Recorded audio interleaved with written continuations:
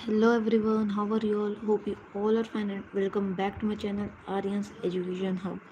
So guys, आज हमारे channel पे पहला लाइव स्ट्रीम है जो कि पिछले वाले टारगेट का सरप्राइज था। तो आज ये पहला लाइव स्ट्रीम है और आज हम इसमें रीडिंग करने वाले, सिर्फ रीडिंग नो एक्सप्लेनेशन, जो कि होगा स्टैंडर्ड 6 इंग्लिश बाल भारती टेक्स्ट बुक के फर्स्ट यूनिट के सारे चैप्टर्स और पोएम्स। तो हम लोग स्टार्ट करेंगे 1.1 के साथ, जो कि है don't give up. If you have tried and have not one, never stop for crying. All's that's great and good is done just by patient trying. Though young birds in flying fall, still their wings grow stronger, and the next time they can keep up a little longer. Though the sturdy oak has known many a blast that bored her, she has risen again and grown loftier and prouder. If by easy work you beat, who the more will prize you? Gaining victory from defeat, that's the tale that tries you. Written by Phoebe Carey. Give up. Here it means lose heart and stop trying. Sturdy, strong, has known many a blast, has survived many blows of stormy winds. Loftier, taller, and stronger. You beat. Here it means you win. So, this was the poem Don't Give Up, which was the first poem of the Unit 1 and the whole textbook. So, now we are going towards the second chapter, which is Who's the Greatest. So, let's start. Emperor Akbar or Akbar the Great is known as one of the greatest rulers in the world, not just because he had a vast empire, a very strong army, untold wealth, but because he was a good human being. He cared for his subjects, he had great respect for scholars, writers, and poets and artists belonging to different religions. He was a patron of art and culture. The 9 gems or Navratnas in his court were famous. Many people believe that of these 9 gems, Birbal was the closest to the emperor's heart. Akbar loved to pose interesting questions or problems in his court, and Birbal never failed to come up with an equally interesting answer. We don't know whether all the Akbar and Birbal stories that we hear today have any basis in history. They have been handed down over generations mainly by word of mouth. Here are two of them. One day, the emperor entered the court with a very serious expression on his face. As soon as he was seated, he said, I have a question for all of you. What should be the punishment for someone who pulls my mustache? The court was stunned. Pull the emperor's mustache? It was unheard of. Flog him. Give him 50 lashes of the whip, exclaimed one nobleman. That's not enough. Put him in jail without food and water, said another. Beat, whip him, beat him up, hang him, cut off his offending hands.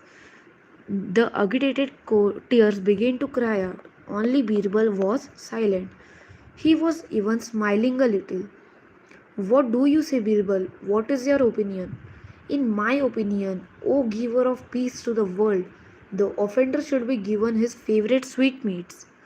Raja Birbal, are you out of your mind? Give sweetmeats for such a grave offense? The courtiers began to say. Birbal smiled and offered an explanation. Yes, who would be so bold as to pull emperor's moustache? Only his own grandson. When Akbar heard this, he burst out laughing because that is exactly what had happened in the morning. On another occasion, Akbar was relaxing with some of his courtiers. A few of them thought that this was a good opportunity to shower a praise on the emperor and get some favors from him. They began to compete with each other in praising Akbar. You are the greatest of the kings. You are the greatest of the kings or emperors that ever lived on earth.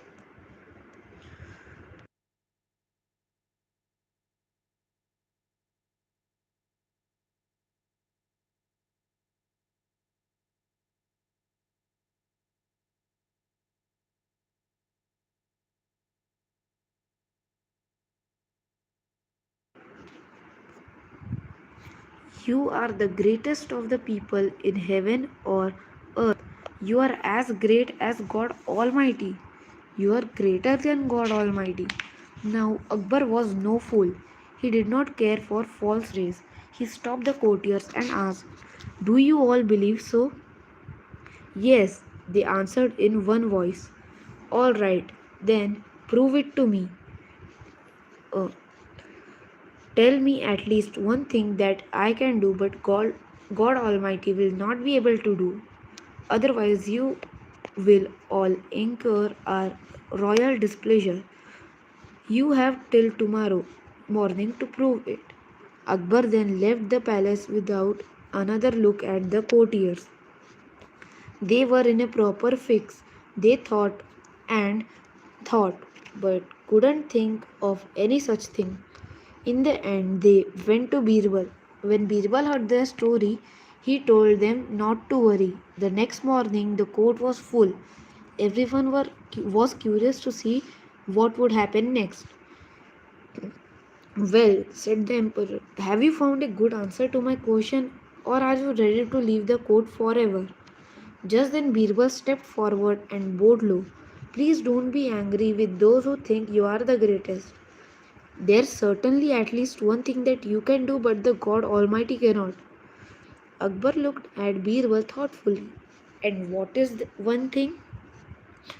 "When you want to punish someone, you can banish that person. You can throw him out of your kingdom. But God's kingdom extends everywhere. The Almighty cannot banish anyone from his kingdom." Akbar's face was lit up with a smile. "That was very clever, Birbal. While showing how I have an advantage, you have also shown that God is greater. I believe you." Akbar was so pleased with the answer that he forgave the courtiers for the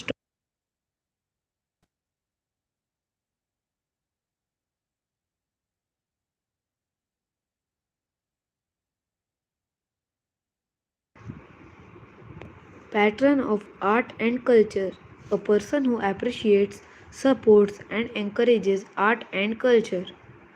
Flog, beat someone hard, especially with a whip. Agitated, disturbed, incur, or displeasure. Our displeasure make me angry. In a proper fix, in a difficult situation. Autobiography of a Great Indian Bustard 1.3. Which is the heaviest flying bird in India?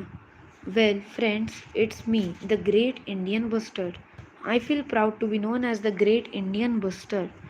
I have more than 30 different names in various Indian languages. In Marathi, I am known as Maldok or Home. I can weigh up to 18 kilos and can stand up to 4 feet in height, reaching up to your shoulders or even higher. I have got a long white neck, brown wings, tall yellow legs, and a black cap on my head.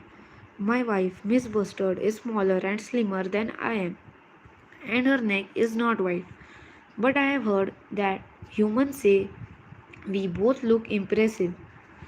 I live on grasslands and deserts along with my other friends, including chinkara, blackbuck, and larks.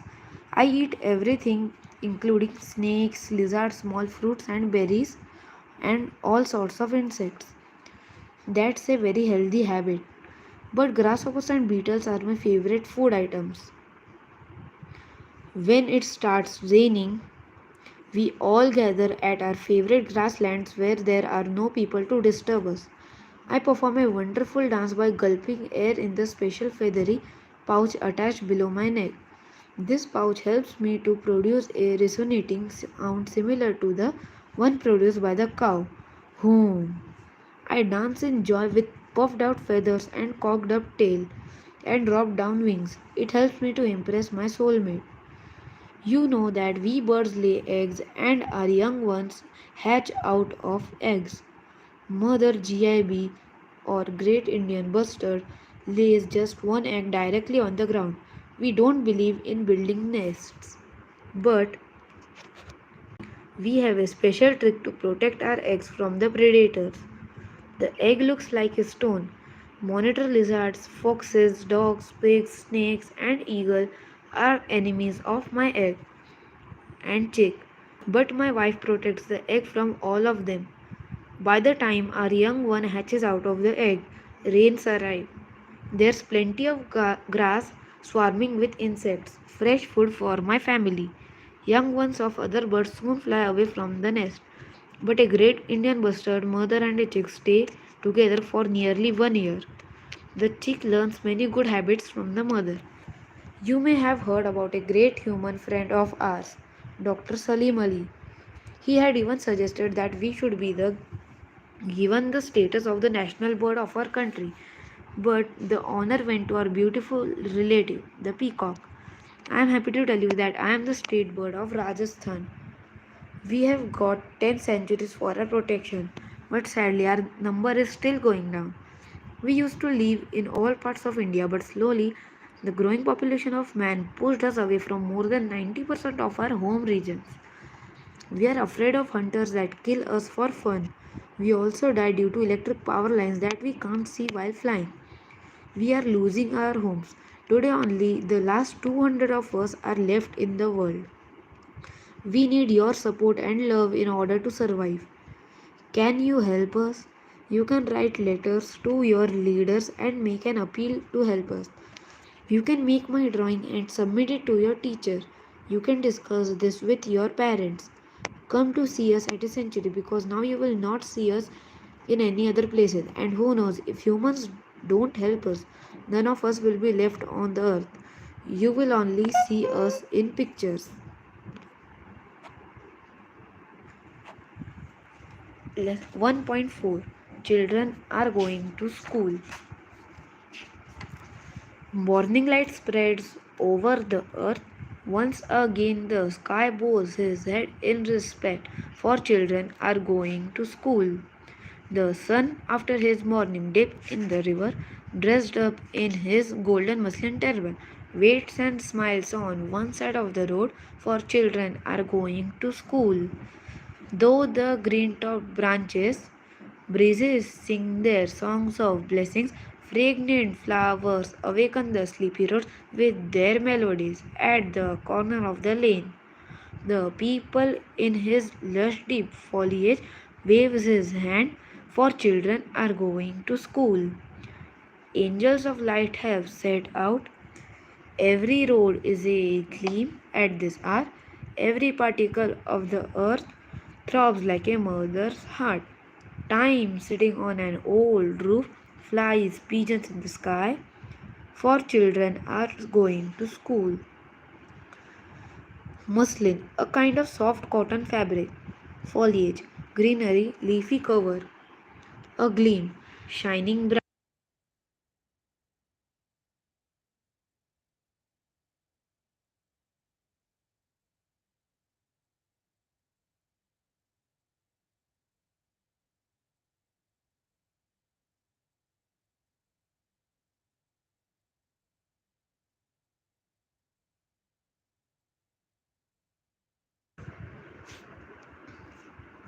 A kabaddi match. Lesson number 1.5.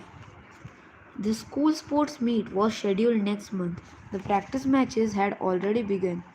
9B were the favorites as they had strong players in their team.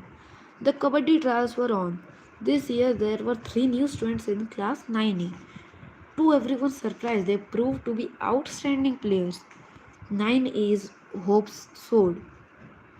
When the match started, all the spectators clapped and boosted the morale of both the teams. Ninth A won the toss and sent their raider Govind. He was so swift that before the opponents realized it, he had touched Suresh from 9B and was already heading home. A point was scored. Ravi from 9B was a very strong player. He was uh, he alone was sufficient to catch hold of any player so tightly in between his legs, twisted like scissors, that releasing oneself from his grip was next to impossible.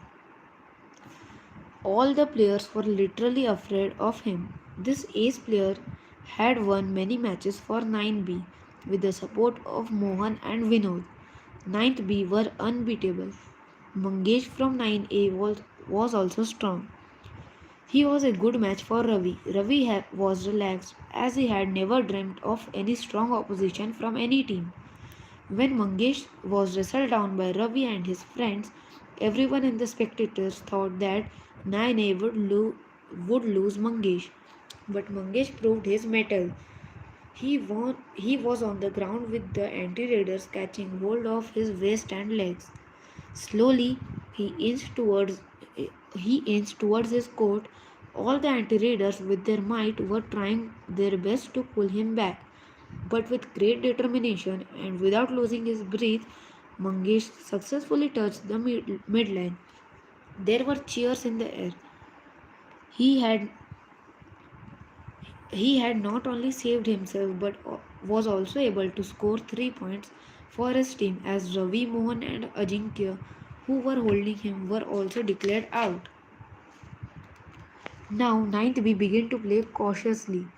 Mihir, one of their raiders, even managed to tag Sohan in ninth A. Nothing much happened in the next few raids. Now it was Vivek's raid. He always played with strategies and they worked fine. The remaining three players from ninth B tracked Vivek. He slowly moved back towards his court. The three anti-raiders also moved with him.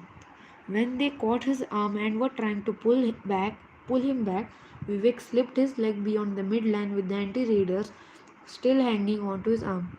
Oh, the whole of the ninth B team was declared out. Ninth A had actually managed to get 3 more bonus points of Lona. It was an icing on the cake. What an enviable score! It sets the heads of ninth B reeling. After the halftime break, the star players of 9th A were full of confidence. Once again, they managed to hold catch hold of the ace players Mohan, Ajinkya, and Ravi. 9th A outplayed 9th B in all the areas of kabaddi. Their team spirit, their confidence, their strategies, their swiftness, suppleness helped them to beat 9th B, who had never tasted defeat earlier. Now we will see about some rules of kabaddi and some information about it. Kabaddi is an ancient sport. It originated in India and has now become popular in many countries, so that many international events are organized.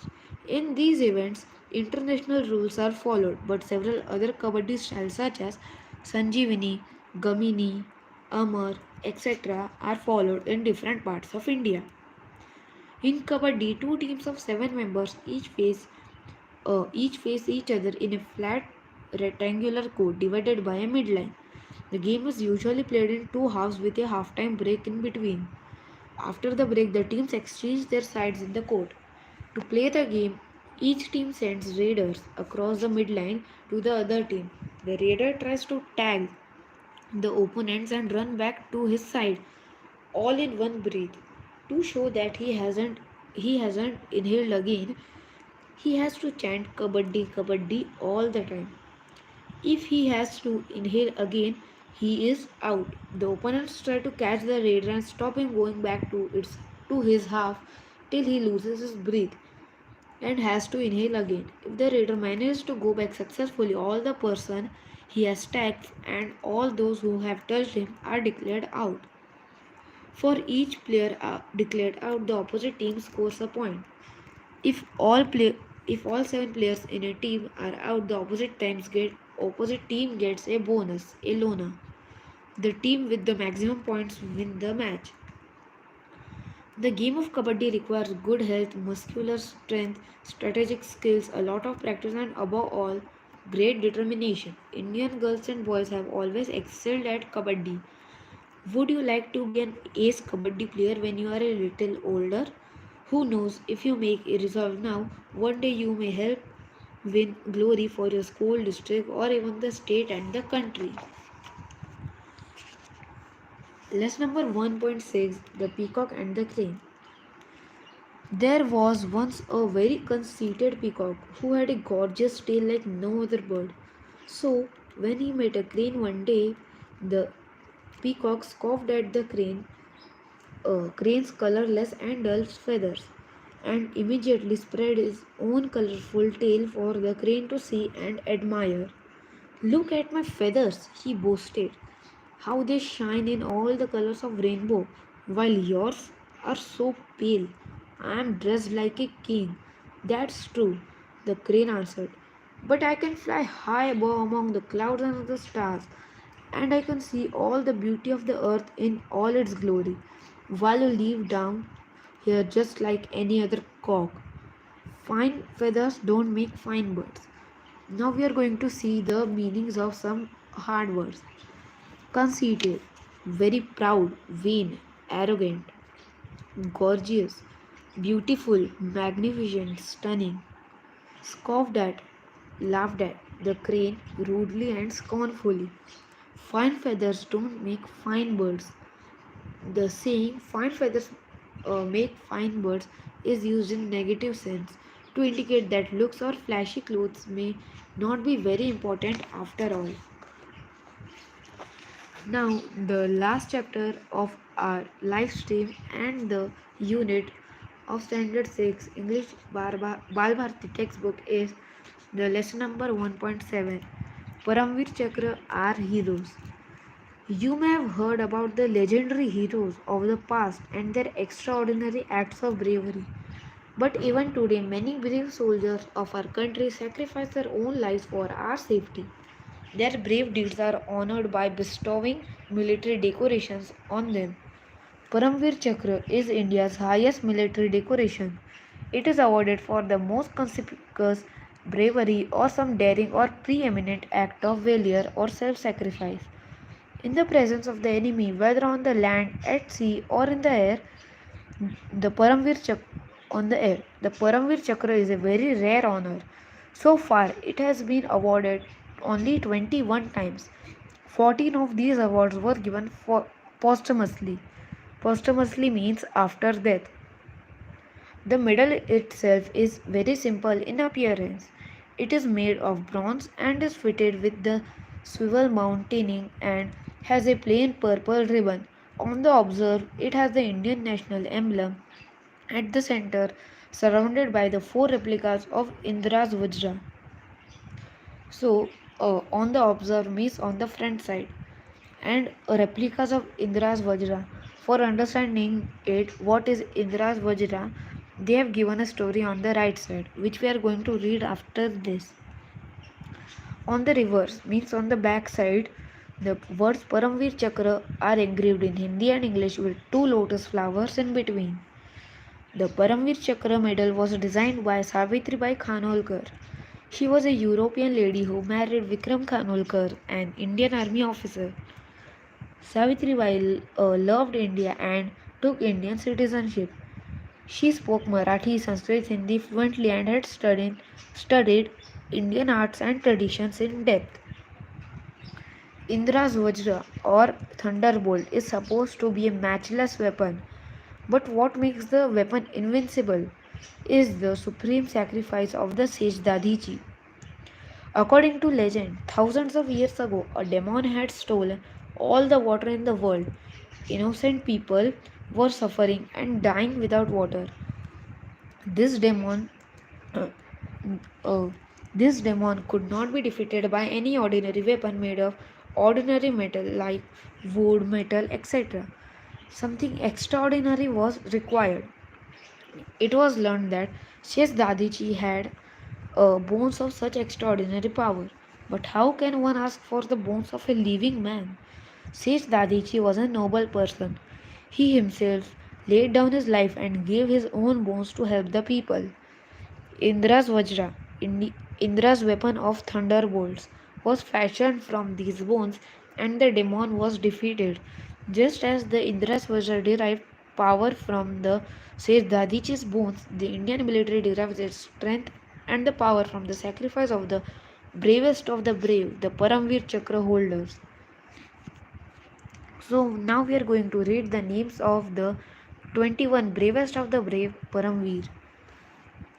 Major Somnath Sharma, Lance Naik Karam Singh, Second Lieutenant Rama Raghava Rane, Naik Jadunath Singh, Company Havaldar Major Piru, Captain Gurbachan Singh Salaria, Major Dhan Singh Thapa, Subedar Joginder Singh, Major Shaitan Singh, Company Quartermaster Havildar Abdul Hamid, Lieutenant Colonel Ardeshir Burzorji Tarapure, Lance Naik Albert Ekka, Second Lieutenant Arun Khetrapal, Major Hoshiar Singh, Naib Subedar Bana Singh, Major Ramaswamy Parameswaran,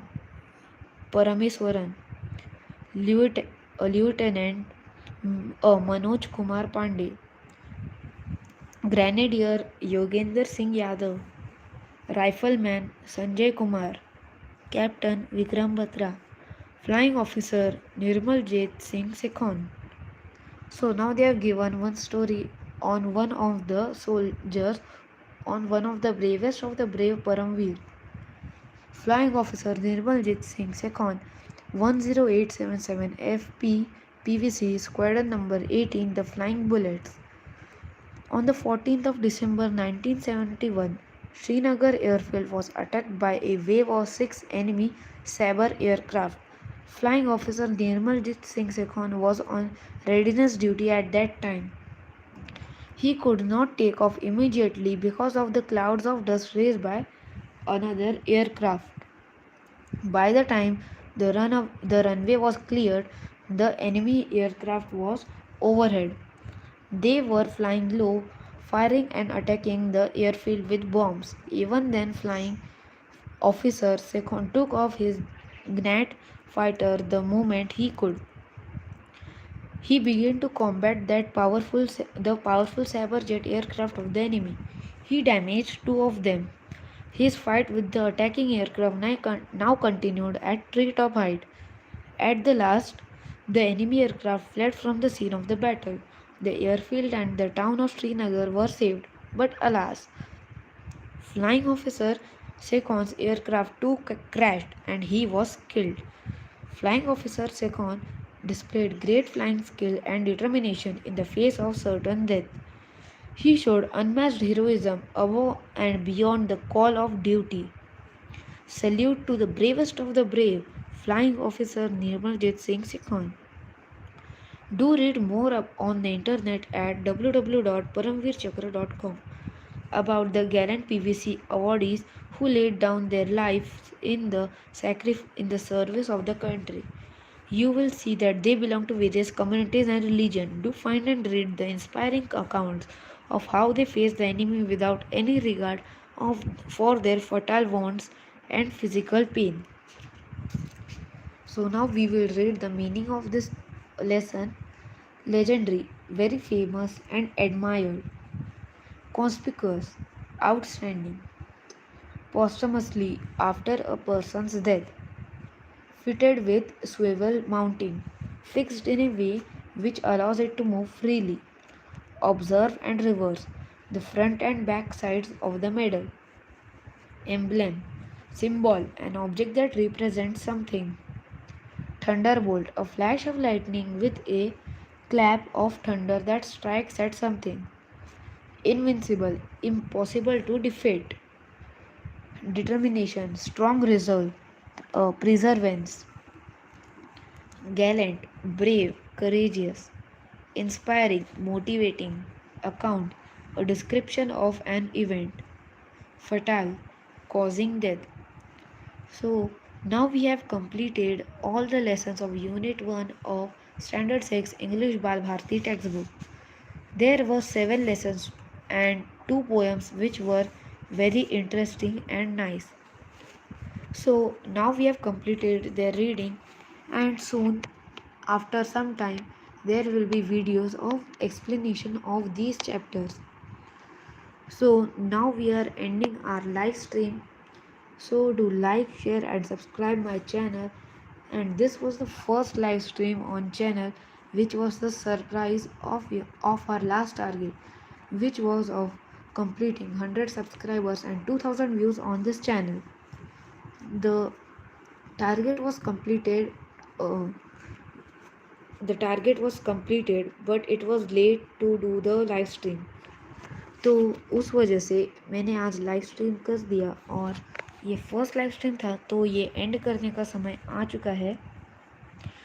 हमने आज पढ़े 7 interesting chapters, और उनमें से 2 थे poems, जो कि बहुत ही अच्छे थे। हमने उनमें से कुछ चैप्टर की मीनिंग्स भी देखे हैं। और आज मैं नेक्स्ट टाइम के लिए एक और टारगेट दे रहा हूँ, जो कि थोड़ा सा ज़्यादा होगा पहले वाले टाइम से। पहले वाले टाइम में बस 30 सब्सक्राइबर और अबाउट 300 व्यूज़ बढ़ाने थे। इस बार थोड़ा सा ज़्यादा होगा। इस बार टारगेट होगा 5000 व्यूज़ का। अभी मेरे चैनल पे है 4385 व्यूज़, यानी कि अबाउट, अगर हम लोग राउंड फिगर से कहेंगे तो अबाउट 600 to 650 व्यूज़ आने हैं, जो कि बहुत कम टारगेट है। और सब्सक्राइबर अभी मेरे चैनल पे है 116, और टारगेट है 150 का। तो होप कि आप लोग नेक्स्ट वाले टारगेट को जल्दी से जल्दी कंप्लीट करें, जिसमें आप लोग को और कोई सरप्राइज़ मिले, और वो सरप्राइज़ इससे भी अच्छा होगा। तो नेक्स्ट टाइम के लिए तब तक bye bye, see you in next video.